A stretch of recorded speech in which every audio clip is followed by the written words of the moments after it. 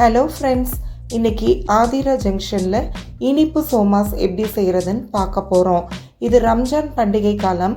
இந்த சீசனில் இனிப்புகளுக்கெல்லாம் முதலிடம் உண்டு. இது வரைக்கும் நம்ம சேனலை சப்ஸ்கிரைப் பண்ணாதவங்க சப்ஸ்கிரைப் பண்ணிவிட்டு மறக்காமல் பெல் ஐக்கானை ப்ரெஸ் பண்ணிவிடுங்க. இந்த இனிப்பு சோமாஸ் செய்கிறதுக்கு 100 கிராம் மைதா எடுத்துக்கோங்க. அதில் 3 டேபிள் ஸ்பூன் அளவுக்கு வறுத்த ரவை சேர்த்துக்கோங்க. இதோட தேவையான அளவு உப்பு கொஞ்சம் கம்மியாகவே சேர்த்துக்கோங்க. நான் 1/2 டீஸ்பூன் அளவுக்கு தான் சேர்த்துருக்கேன். இப்போ 2 டீஸ்பூன் அளவுக்கு நெய் ஊற்றிக்கோங்க. இது எல்லாத்தையுமே நல்லா கலந்து வர்ற அளவுக்கு கிளறி விடுங்க, அதாவது பிணைஞ்சு விடுங்க. இப்போ கொஞ்சம் கொஞ்சமாக தண்ணி சேர்க்கணுங்க. ஏன்னா மாவை கொஞ்சம் இறுக்கமாக தான் பிணையணும். அப்போ தான் உங்களுக்கு நேரம் ஆக ஆக லைட்டாக இலக்கம் கொடுக்கும். முதல்லையே ரொம்ப இலக்கமாக பிணைஞ்சிட்டிங்கன்னா அதுக்கப்புறம் ரொம்ப லூஸ் ஆகிடும், சோமாஸ் செய்ய முடியாது. இப்போது இந்த மாவை ஒரு ஈரத்துணி இல்லாட்டி ஒரு தட்டு போட்டு மூடி 1/2 மணி நேரம் வச்சுருங்க. இப்போ ஒரு பேன் சூடு ஏறினதும் உள்ளங்கை அளவுக்கு பொரிகடலை போட்டு லைட்டாக செவக்க வறுத்து எடுத்து ஆற வச்சுடுங்க. அடுத்ததாக 1 டேபிள் ஸ்பூன் அளவுக்கு நெய் ஊற்றிட்டு அது நல்லா உருகமும் அதில் 1 டீஸ்பூன் கருப்பு எள்ளு, 2 டேபிள் ஸ்பூன் அளவுக்கு கசகசா சேர்த்துக்கோங்க. சேர்த்து நல்லா இந்த நெய்யோட சூட்டுலேயே வறுத்து விடுங்க. அடுத்ததாக உள்ளங்கை அளவுக்கு முந்திரி பருப்பை பொடி பொடியாக உடச்சி போட்டிருக்கேன். அதையும் நல்லா வறுத்து விடுங்க. முந்திரி பருப்பு லைட்டாக செவக்கமும் ஒரு பவுலுக்கு, அதாவது சின்ன பவுலுக்கு நான் தேங்காய் பூ துருவி வச்சுருக்கேன். அதை சேர்த்துக்கோங்க. சேர்த்து கிளறி விடுங்க. லேசாக அடி ஒட்டுற மாதிரி இருக்கும். நீங்கள் அதை ஒட்ட விடாமல் கிளறி விடுங்க. அடுப்பை சிறுத்தீயில் வச்சுக்கோங்க. இந்த தேங்காய் பூவில் உள்ள ஈரப்பதம் போகிற அளவுக்கு வறுத்து விடுங்க.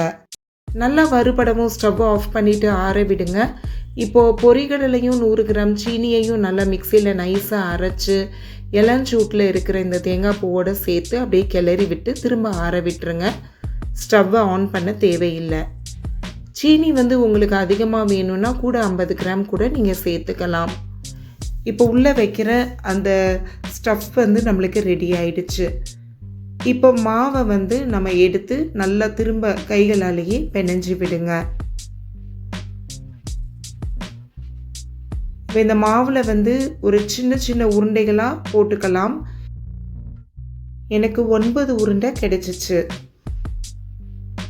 இப்போ அந்த உருண்டையை பூரிக்கட்டையால் நல்லா தேய்ச்சி இந்த மாதிரி நைஸாக எடுத்துக்கோங்க. முடிஞ்ச அளவுக்கு நல்லா இழுத்து தேய்ச்சிருங்க. அடுத்ததாக சோமாஸ் பண்ணுறதுக்கு நான் வீட்டில் உள்ள கொழக்கட்டை அச்சியை எடுத்துக்கிட்டேன். அதில் நல்லா நெய்யை ஊற்றி எல்லா பக்கமும் பரவலாக படுற மாதிரி நல்லா தடவி விட்டுருங்க. இப்போ இந்த மாவை எடுத்து அது மேலே வச்சுடுங்க. வச்சுட்டு நடுவில் லேசாக நீங்கள் அமுக்கி விட்டிங்கன்னா ஒரு பள்ளம் உங்களுக்கு தெரியும், அதாவது அந்த கொழக்கட்டை அச்சில் இருக்கிற பள்ளம். இப்போ நம்ம பூரணத்தை அதில் வச்சிடலாம்.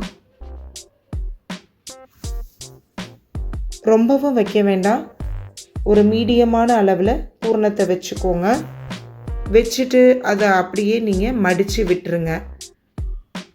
மடித்து விடும்போது ஓரங்கள் நல்லா ஒட்டிக்கும். ஓரங்களை மட்டும் அழுத்தி விடுங்க.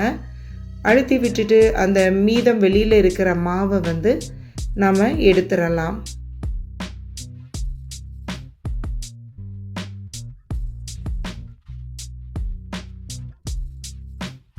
இப்போ பாருங்கள், அச்சில் இருந்து நீங்கள் எவ்வளோ ஈஸியாக அந்த மாவை எடுத்துடலான்னு பாருங்கள்.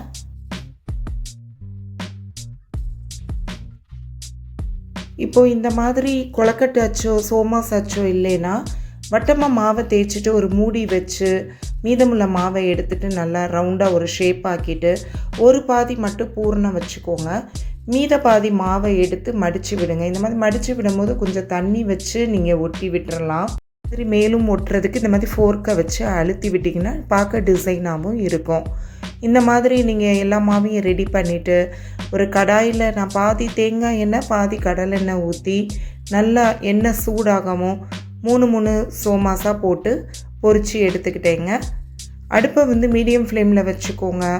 தேவைப்பட்டால் நீங்கள் சிறுதீலையும் வச்சுக்கலாம். நல்லா வேகிற மாதிரி பொன்னிறமாக வர்ற அளவுக்கு நீங்கள் 2 பக்கமும் பெரட்டி போட்டு பொரித்து எடுத்துக்கோங்க. இப்போ நம்மளுடைய சோமாஸ் வந்து ரெடி ஆயிடுச்சு. இதை வந்து நல்லா ஆற வச்சுட்டு அதுக்கப்புறம் ஒரு ஏர்டைட் கண்டெய்னரில் நீங்கள் எடுத்து வச்சுக்கலாம். இது ஒரு 2-3 நாள் வரைக்கும் கெடாது. ஏன்னா தேங்காய் பூவையும் நம்ம நல்லா வறுத்துடுறோம். அதுவும் இல்லாமல் நல்லா எண்ணெயில் போட்டு பொரித்து எடுக்கிறதுனால நல்லா கிறிஸ்பியாக இருக்கும். உள்ளே உங்களுக்கு நடுவில் ஹாலோவாகவும் இருக்கும். அதில் நம்மளுடைய பூர்ணம் இருக்கும். பாருங்கள், உடைக்கும் போது எப்படி உடஞ்சி உள்ளே பூர்ணம்லாம் தெரியுதுன்னு பாருங்கள். இந்த ஸ்வீட் சோமாஸ் உங்களுக்கு ஒரு நிச்சயம் பிடிச்சிருக்கும்னு நம்புகிறேன். பிடிச்சிருந்தா ஆதிரா ஜங்ஷனை லைக் பண்ணுங்கள், ஷேர் பண்ணுங்கள், சப்ஸ்கிரைப் பண்ணுங்கள். மறக்காமல் பெல் ஐக்கானை ப்ரெஸ் பண்ணுங்கள். மீண்டும் ஒரு ரெசிபியோடு சந்திப்போம்.